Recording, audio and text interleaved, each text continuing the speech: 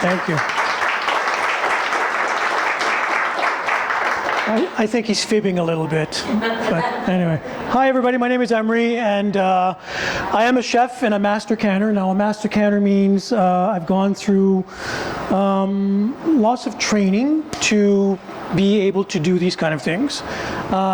So a little bit about myself. I am a trained chef. I spent about 14 years with Bernardin, and that's how I started out with doing these presentations. When I started out at Bernardin, they wanted a chef who could talk about canning. But so the whole thing kind of evolved around traveling across the country and people going, well, I don't know what to do. I don't know how to do it. I need some help. Because I've been taught by my mother, my grandmother, some of these recipes are a little dangerous, and we're going to talk about that. We're going to talk about that. Now, I base all on what I do on science and facts. Now, my mother would dispute that. She says, I just do it because I haven't killed anybody yet. So, and the operative word is yet. So I base my information from universities, from health departments, and so on. So a lot of you are going, I've done this before, and I'm not going to worry about it. But again, let's just go through the motion. I'll tell you why I'm doing it. And then we'll make sure that everybody goes home nice and safe. So 14 years with Bernardin. I'm now retired, so I do this for kicks. I enjoy canning. I still have a little garden at home. Before Bernardin, I spent about 12 years with Kraft Kitchens. So all those creepy mayonnaise base recipes that you saw, I had some part of it. So the mandate was how to use as many Kraft products into a recipe. So they would say, this is what you got to do. So we would go back to the test kitchens, and this is what we would do. And lo and behold, you might even use some of those creepy recipes that are still out there. From Kraft, I had my own catering business for 3 years. I'll never do that again because it was way too much work for way little too money. And then before that, I was a chef, a baker with the Royal Canadian Air Force. So I spent 3 years with them. That again, I'll never do again. But again, the military is a whole other ball game. So that's where I learned how to bake. Baking is probably more my passion than canning because baking is an exact science. When you look at a baking recipe and it calls for a cup of sugar, a cup of flour, a cup of etc., you typically can't deviate from the recipe. Now there are some exceptions to the rule, and the same applies to canning. Now when it comes to canning, many recipes have been passed down from generation to generation, and through those recipes we've developed some more advanced science and techniques to make them safe. So I would be rather silly standing up here and saying all canning recipes are the same. They are not. They're different. So tonight we're going to do what were called high acid recipes. Anything that's required in a hot water bath. Hot water bath is a large pot like this with a rack on the bottom, and your filled jars are going to be placed in there and brought up to a boil for a specific amount of time to eliminate any risk of bacteria. Now, when we first started chatting about what kind of recipes to do, there was some back and forth about doing low acid foods. Now, low acid foods is like soups or potatoes or vegetables without added acid. When I say added acid, it's vinegar or lemon juice, okay? Now, this is where it gets a little tricky and dicey. So people tend to want to do everything in a water bath canner. If you're doing low acid foods like soups, those kind of things, if you do it in here, people say, oh, I boil it for 2 hours, it's fine, it's going to be okay. No, it's not. Because in order to destroy the natural risk of botulism, and botulism can, at the end of the day, it can kill you, right?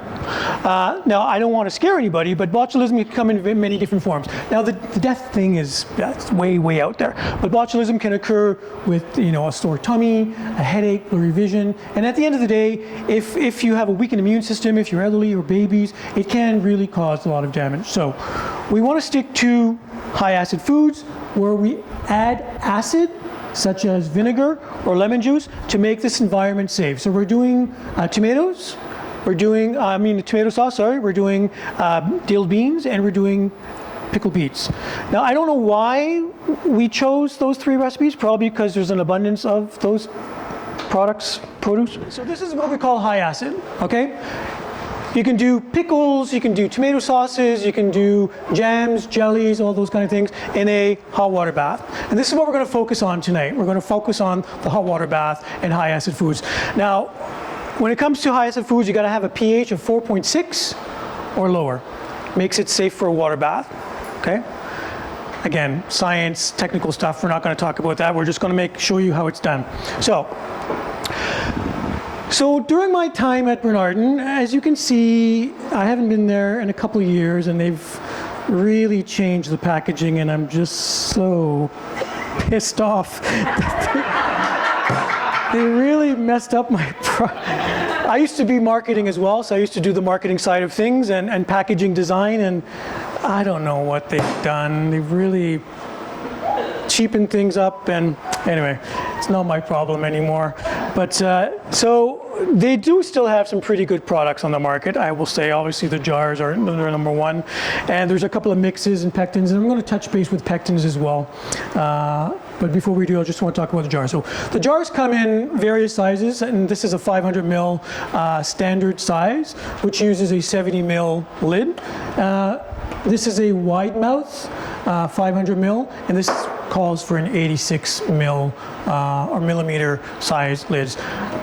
You can use whatever jar size you want, the standard or the wide mouth. I like the wide mouth because it's easier to get things in and out, right? So you can use either or, and you know, I still have jars that are 10, 12, 15 years old, so as long as you care for them really well, they will last a long time. And again, my mom, who's 89, she still cans. Every year she says, no, that's it, I'm done, I don't want to do anymore.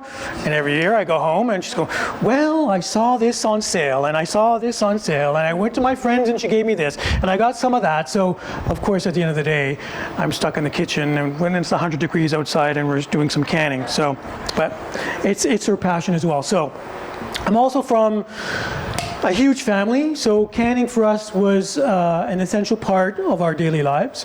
My mom gave birth to 11 children. Yes, I know, you can say that again, 11 children. She was pregnant 11 times in 13 years. I know, bless her heart, right? Right. So we were raised in a large family. We had a farm, we had vegetables, we had animals. If we didn't have what we grew on the farm, we went out and picked wild. We didn't pick any of this cultivated stuff because it didn't exist. I'm that old. So we picked blueberries and raspberries and strawberries and cranberries, rhubarb, crab apples, those kind of things. All those things were done in the wild. And of course, in our vegetable, we had yellow beans, green beans, you know, all the regular stuff. And canning was a huge part of our life. So up until I started school, my younger brother and I, you know, my mom baked everything. We had our own butter, we had our own milk, we had our own yogurt.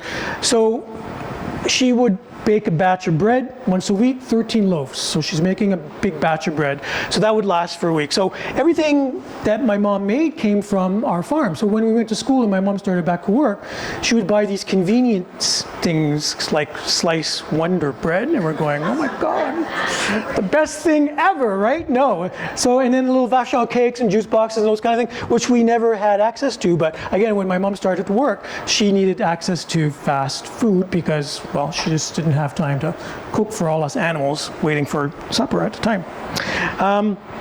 So canning was a huge part of our life.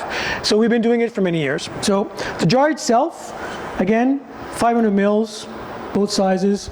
There's the jar, there's the snap lid, and there's the screw band. Now, the snap lid, and I did see on Bernardin's website, they have improved the shelf life of these guys. So now they say they last up to 18 months. Maybe. I would say probably, if, you know, because they used to have a good R&D department. So they can only be used once as well, because once they're used in the water bath canner, this rubber compound is indented into the jar, right? And a lot of people are going to say, oh, I've used my lids twice and 3 times, but at the end of the day, if you're doing all this trouble Why take the risk and doing an entire recipe just to know at the end of the day that your 4, 5, 6, maybe 7 lids are not going to seal? Because this is a lot of work.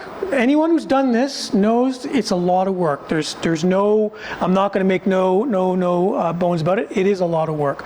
But at the end of the day, you know where your food's coming from, you know what's in it, and you know what you're serving your family. It's safe, it's nutritious, and it's economical, right? And now with the cost of food just skyrocketing, it's ridiculous. I just saw, killing some time on Facebook just a few minutes ago, and Longo's, which is a small chain of grocery stores in Toronto, were selling wild Ontario blueberries. I'm glad you're all sitting down because I almost choked on the price. $14.99 for a pint. There's no way in heck I was going to say another word. There's no children here, right? There's no way I'm ever going to pay $14.99 for a small pint of wild blueberries. I'm sure you've got lots of wild blueberries here, right? You must have tons. It conked out again.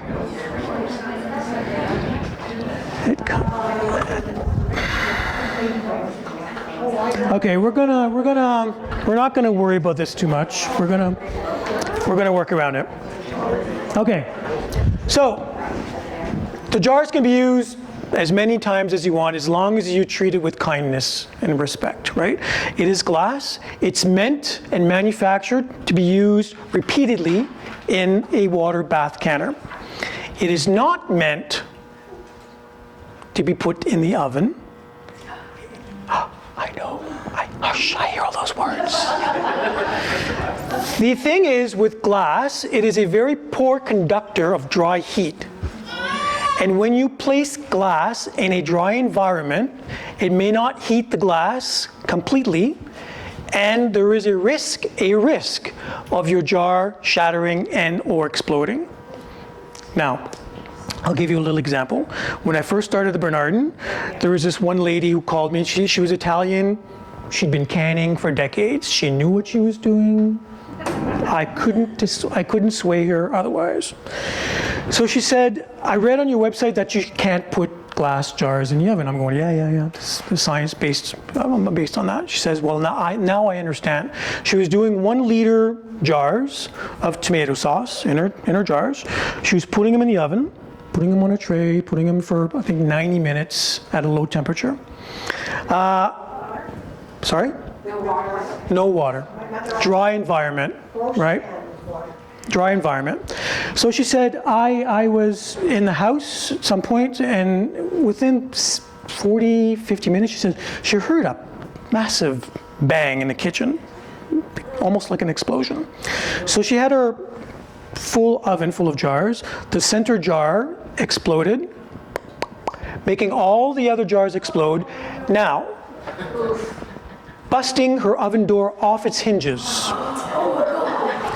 That's how dangerous it can be. Now, that is the worst case scenario, but I mean, there is always that risk. So I try to eliminate the risk by ensuring that folks know that this is the safest way to can products, okay? Even, I've seen so many odd things, and I don't want to bash anybody because some of you may be doing this process and some of you may not. I've seen people take the jar and they put it like that and they cover it and they walk away. They're going, yeah, it's safe. No, it's not. You got to process it in a water bath to eliminate any risk of bacteria. Okay. So the jar should be washed and cleaned. Soapy water, don't use an abrasive because again it's glass. Any type of abrasive can weaken the glass over time if you use it repeatedly. Hot soapy water, you can use your dishwasher, not an issue, but at the end of the day, they need to go back in here. Your water needs to be brought up to a simmer, and once your water is ready, your jars are ready. Now I also read on their website that you do not need to heat the lids anymore. I'm old school and I'm going to keep on heating my lids because I want to make sure the rubber band is heated. But it says on their website they've developed a new rubber compound that you don't have to heat the lids anymore. And that would go for the new lids, not the old lids. So this is the old lids and this is my packaging, which I think is just damn right, beautiful. And this is their packaging, this is pectin. So they've gone all mainstream, same color, and that's to save money and so on. So I would still heat them if I'm at home. And what you want to do is if you're heating them, you just put them in a little bit of water, bring it up to a simmer. And what you don't want to happen is you don't want your lids rubbing against each other, because any type of scratch can lead to a seal failure. So you just want to bring them up to simmer. And I know this is a little handy dandy. It's just a magnet. I mean, everybody sees it going, oh my God, that's the best thing ever. It's just a magnet, that's all it is. So you can use any type of magnet to get out of the water. Get it out of the water, put it on your lid, and then these guys can be used over and over again as long as they're not rusted. I know it's not terribly appealing when you see the rusted lid, and these ones are probably a little rusted. Yeah, it's a little rusted. But again, I'm not too concerned about this, because this never comes into contact with food, right? Never touches your food. This is what you should be concerned about. And then once this is sealed, oh, don't worry, dear. It's not going anywhere. Not going anywhere. It's sealed. I have full confidence that my jars are good. No, you're good, you're good. So these things, they only apply when you're doing the canning. You can take them off, and I know in my cold cellar, because it's more humid and damp in the spring, summer, fall, and they will rust. So take them off, wash them, set them aside, and then use them again for the next time, okay? Okay, so now we're gonna we're gonna pretend we have power, okay? We're gonna pretend we have power. Just for that argument's sake, okay? So let's say our jars are heated. I started my tomato sauce. So the tomato sauce, because tomatoes have a pH of 4.5, and the natural accommodations for high acid is 4.6. So some people say tomatoes are a fruit, some people say they're vegetable. We're not going to debate that. What I am going to tell you that if you're doing tomato sauce, you need some added acid. You can use citric acid or lemon juice. We always add that little bit of lemon juice to bring it to the 4.6 level, making it safe for this product, okay? Now we're going to add some salt. I've added a whole bunch of herbs, dried herbs. You can add fresh basil if you want, but you cannot start adding onions, carrots, celery, other vegetables, because then you're changing the natural pH balance of these guys, which means then you need a pressure canner, okay? So if you're making like a tomato sauce with added vegetables, you need to use a tested recipe. Now, Bernardin is not the holy grail of all recipes. You can, there's Ball, there's the University of Guelph, there's the University of Victoria, there's Health Canada. There's all these universities that have tested recipes. So Bernardin's not the be-all and end-all. We piggyback off these universities because they've done the hard work already. We've just given them some things to go by, and then they give us the other recipes, okay? So, my tomato sauce is done. So what I've done, if there's any questions at any time, don't hesitate, okay? Just lift your hand and we'll answer them. So for the tomato itself, you can use any type of tomato. I blanch my tomatoes first. So all you do is score the tomato, get this little guy in, put it in boiling water for like 5 to 10 minutes. And again, tomato sauce is a little lengthy in time because I got here at 4. And so blanching tomatoes took about 30 minutes. You got to let them cool because they are hotter than hell when you're handling them, and trying to remove the peel. If you don't mind the peel, if your family doesn't complain about the peel being in tomato sauce, leave it on. It's not a big deal. There's lots of fiber in there, so no problem. I don't like the peel, so I remove them, put them in compost, and then you're good to go. So my tomato sauce is done, nice and hot. My jars are nice and simmering, nice and hot. So what we want to do is always work on a protected surface as well, right? Because what you're doing, you're taking out a very hot jar out of some really hot water. You don't want to place it on a cold surface. Cold surface being anything like wood, concrete, ceramic, whatever you have in your kitchen counter. I always work on a protected surface. You can even use a plastic cutting board. But you want to make sure that your jars are protected, because at the end of the day, if you don't protect the jar and it slams on something cold or hard, if you lift the jar, and this has happened to me on a few occasions, you lift the jar and the bottom pops out and it makes a big mess on your counter. And if you've got shorts on, it does not help, okay? All right, so we're gonna take the jar out. And again, we're going to pretend that everything is working like it should. So we empty the water, and then we're just going to bring this guy over here. That's good. So we want to add our lemon juice. And you can use any type of lemon juice. It doesn't need to be a branded type. You can use any type of lemon juice. But you should use a concentrated lemon juice and not juice from a lemon, because you would need to use 4 times the amount of juice from a lemon to match the concentrated pH of lemon juice. And this calls for a tablespoon of lemon juice. You need to use 4 tablespoons, and you're kind of throwing off the recipe with a bitter, sour taste for lemon juice. So you want to use regular lemon juice, okay? I'm going to give it a little shake. All right, and then we're going to add about a tablespoon. Yeah, that's about a tablespoon, right? And then a pinch of salt, and salt again is optional, right? Question? No, I was saying it was very scientific. It's very precise. It's about. It's about. All right. And here I've got, again, I added some garlic powder. I added some seasonings. I mean, any type of dried herb you can add to that. It's not an issue. And it's to your own taste. You can do whatever. All right. But the key is not adding other vegetables, because then you're changing the pH and then making it unsafe. Yes, dear. So you're putting a tablespoon in each jar? Yes. Oh, why couldn't you? Just why don't you put it all in here? Because it wouldn't allow even concentration for each jar. Okay. Right?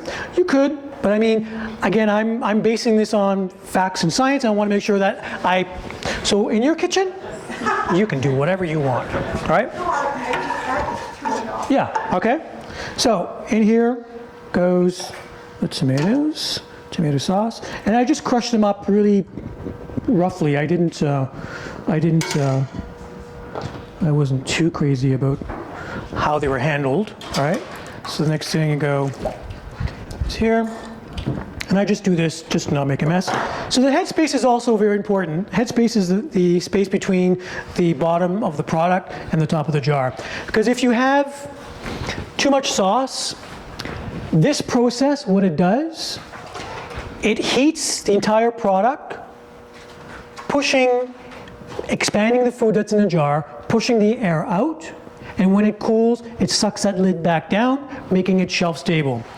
If you have too much sauce in here, it's going to overflow and your jar may not seal. If you have too little sauce in there, it's going to try and do what it's supposed to do, and it may not seal. All right. So headspace is rather important. So it's 1/2 inch. So 1/2 inch is this little guy there. Oh, look at that. I still got it. All right. So you want to take a damp, clean cloth, white preferably, so you can see if there's any residue on the jar or the lip. Give it a little wipe. Right. Then you take this is supposed to be in hot water. We're going to put that there. Take the lid. And this is going to be fingertip tight. My father used to screw these things on so tight, and we're going. So if you do that, the problem is this guy over here is heating the contents of the product, right? Pushing the air out, expanding the food in the jar, pushing the air out. If this lid is too tight, it's not going to happen. What's going to happen is your lid is going to buckle, right? It's going to buckle, allowing water, and then you've just wasted a jar. So fingertip tight. The natural water, what's happening here when you put it in the water, the air is going to be popped out. No water will get into your jar, guaranteed, as long as this is on fingertip tight. Okay? So back in there, and then you repeat. So you put a little lemon juice. So obviously, you want to have a few hands helping. In my kitchen, no one helps me, and that's okay, because I'm a control freak in my kitchen, so I'm okay with that.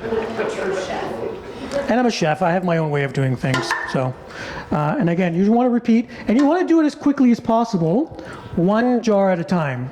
Now I'll explain that as well, right? If you take all your jars out of your canner, they're all hot, right? And you start filling your jars. By the time you reach Buddy over here, the last one, could be 10 or 12 jars. It may have cooled down 2, 5, 10 degrees, depending how fast you are.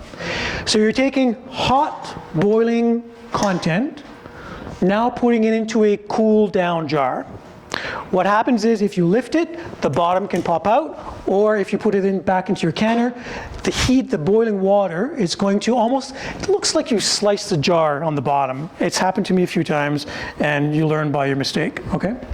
So I'm not even going to measure that because it looks pretty good. You take your lid, there, put that on there, and then you repeat, okay?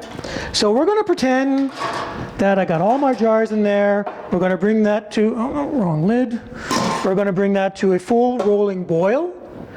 Once it reaches your full rolling boil, that's when you start your timing. So tomato sauce is, for the 500 ml, is 35 minutes, right? 35 minutes. Once it reaches a full rolling boil, that's when you start your timing. Not when you put the last jar in, when everything comes up to a full rolling boil, okay? So we're just gonna move this on the other side.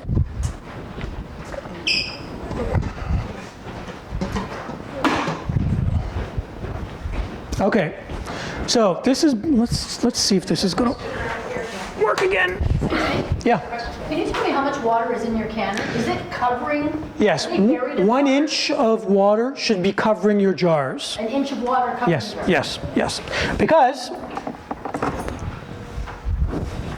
oh, this is not gonna work. Let's try this one. Nope, I didn't hear anything. Let's try this one. Anything? No, all right. All right.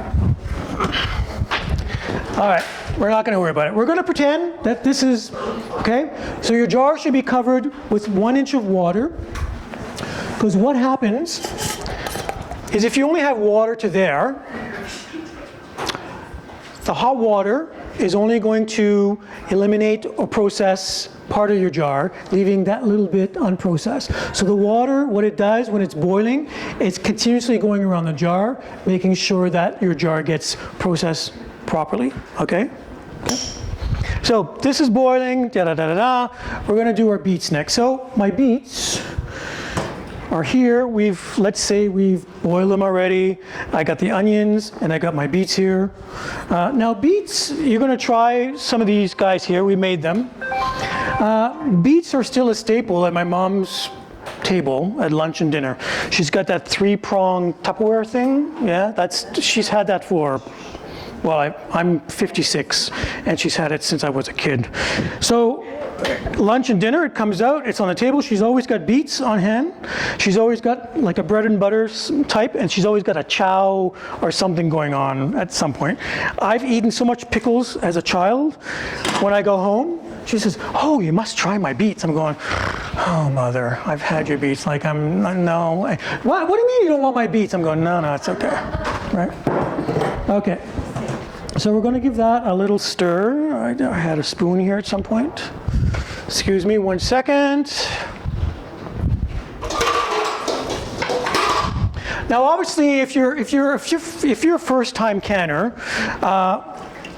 you probably don't want to start out with 3 of these recipes in the beginning. You want to start out a little slowly, right? Do one. Get your groove on, do another. And I always tell people, if you want to start out really, really slow, you can start out with a freezer jam. Like again, Bernardin still makes these pectins. I wasn't able to find a Bernardin liquid pectin. I don't know I know the supply chain with many things have gone with COVID, so I don't know what's going on with the liquid pectin, but I couldn't find it anywhere. Yes? There's lots of it in the soup. Lots of it in soup. I couldn't find anywhere in Toronto. I went to Canadian Tire, Loblaws, Sobeys, No Frills, Longo's. I did not try Home Hardware. Canadian Tire. My 2 Canadian Tires did not have it. In fact, the 2 Canadian Tires I went, most of the canning section was decimated by now. I mean, it's I don't know what's going on. Well, I know what's going on. Prices of food have gone skyrocketing and everyone's canning. It would be a perfect time for me to do my job again, but nah, we're not going to go there. I like retirement. So if this intimidates you, start out slow with freezer jam. These are 2 little great products that I've used in the past. This is just a regular freezer jam, and this one's like a sugar-free. So it's easy. Crushed fruit, pectin, some sugar, some not. Put it in a little jar, freeze it, and you're done, right? Okay? So now we've got our beets sauce working, it's all cooked, and we're gonna get ready, and then we're gonna do this. So again, same process, right? We're gonna take the jar out, and obviously, if you're doing tomato sauce, we wanna do all tomato sauce. We're not gonna mix and match. We're gonna pretend that we're using one pot for each one of the things, which would be impossible right here, right now, but we're just gonna pretend, okay? So we're gonna do the same thing for the beets. Again, take this guy. All right. And then we're gonna take this guy. And the same process, right? And again, I prefer the wide mouth, but you don't have to use the wide mouth. You can use regular standard mouth. And some people always have asked me about, you know, they see other jars on the market. I mean, if they are canning jars, they are okay to use. But what you don't want to use are, you know, those other types of something like classical tomato sauce, because those jars are made of very thin glass, and they're not meant or designed for this type of application. I know they're perfect jars. Well, yes, dear. No, not for the beets. It's not needed. So you all have the recipe, right? I made this ahead of time just to save some time. Let me show you, okay? Okay, so same thing, a damp, clean cloth. You want to make sure that there's no food on there, you see? Because if there is anything on there, your jar may not seal because it's imprinting on the compound. Because the compound needs to be clean as well as the jar, right? So the headspace too is the same for everything? I'm sorry? Is the headspace the same for? No. Okay. It changes from recipe to recipe, so you want to make sure that you read your recipe, make sure they get the proper headspace. Okay. All of the Bernardin recipes indicate what the headspace should be, okay? And all of the Ball. So Ball is US, Bernardin is Canadian, but they're owned by the same company called Newell Brands. So Newell Brands is a huge, massive company. That's when I left, when Newell Brands bought Bernardin, because they started doing a lot of changes that I couldn't live with. So I said, they gave me a nice package, and I said bye-bye, and then I slowly entered into retirement, so, which is fine. So we want to take your beets, put it in there again, covered with 1 inch of water, bring it to a boil. Is when you bring it to a boil is when you're going to start your timing, okay? Now, here goes the beans. Now, I don't know why pickled beans? Is that a something here? That's a question for everybody here. Why pickled beans? I like pickled beans. Yeah? You're good for Caesar.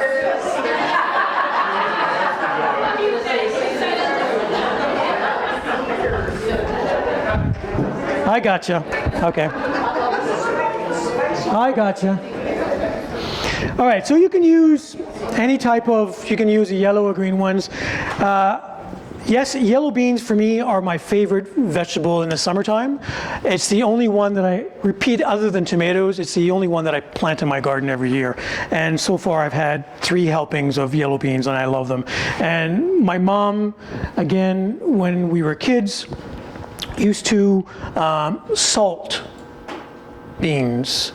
Now, the process of salting beans is much like canning, but what you take a large container, you take a layer of yellow beans and you put rock salt, and then another layer of beans and rock salt, and another layer of beans, and so on until you fill the container. And then you put bricks and you keep it in a cold environment for 30 days. And then some scum, like sauerkraut, occurs, so you skim off the scum, put it back, and then they're good to eat. But the downside to the ones that she used to make is that they're very salty. So if we wanted to eat beans on a Friday, she started the process on a Monday, because you got to soak them in water, because they've got rock salt, right? So it would take like 3 or 4 days to get I mean, good God, I can't imagine. My poor mom, it's like cooking for 13 people was insane. So pickled beans. So naturally, you want to keep your jars. I don't have an issue with things being room temperature. So I started these a few minutes ago.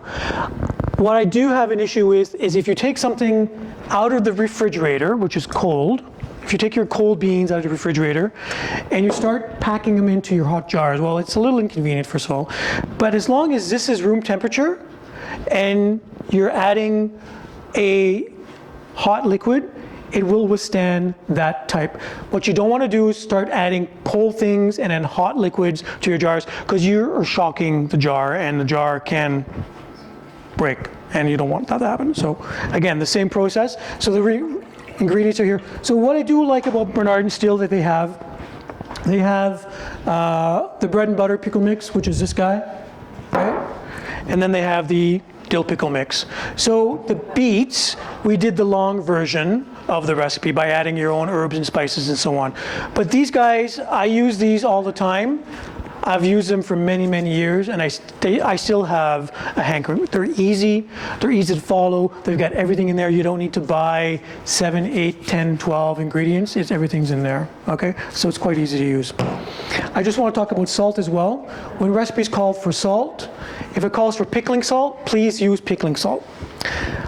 Don't use regular household salt because it has iodine, and iodine could discolor some of the vegetables. It's not the end of the world. Sometimes you'll see things go purple.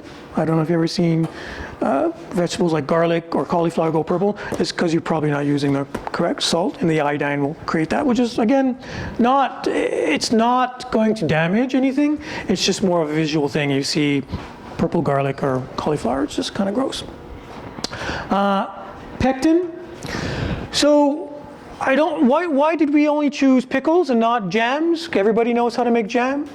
No, I would have liked to learn how to make jam. You want to know? Oh, bless your heart. Okay, I'm going to give you a quick one-on-one right now. Okay. So pectin, there are 5 different types of pectin, right? And these are pretty common on the marketplace right now. So you've got, again, I hate their new packaging because unless you really read what's going on, you can't really tell what's what. So they have a no sugar needed, right? And then they have a full sugar needed.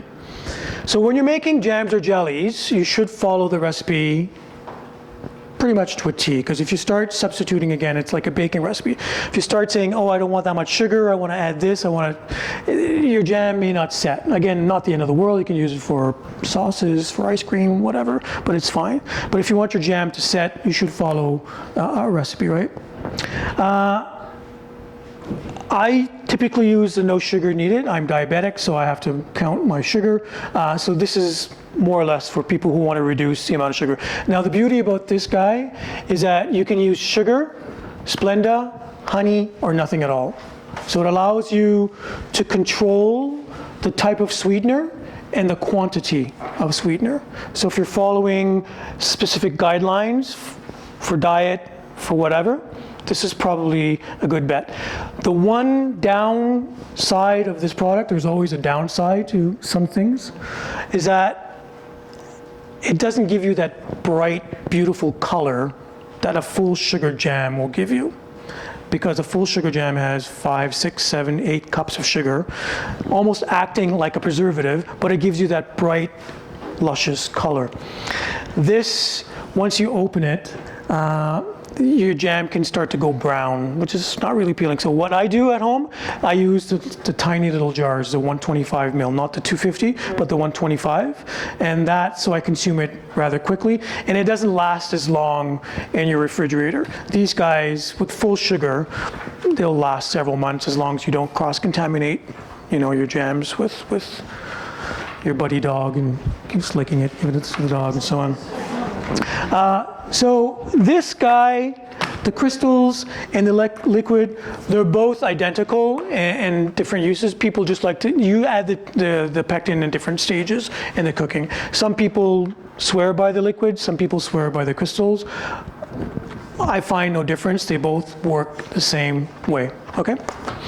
And again, some recipes call for lemon juice. You shouldn't use these guys. It's just an added acid to bump up the acid to make sure that it makes it safe for the water bath canner. These two guys, Freezer jam, again, this is a freezer jam regular, so it only calls for, have they changed the recipe? They took the recipe off. What a, 1.5 cups, 1.5 cups. 4 cups of fruit. Yeah. The recipe used to be on the packaging, they removed it. Yeah, another mistake they made. It's okay. I'm not hurt. Why did you leave? I left because, okay, so I left because the company that I worked for allowed Bernardin the flexibility to handle the Canadian market. The US officials, bureaucrats, morons, top-notches, saw Canada as a little sister that we're just going to put away and we're not going to worry about. Bernardin, when I left, had in excess of $55 million in sales. That's no small chump change.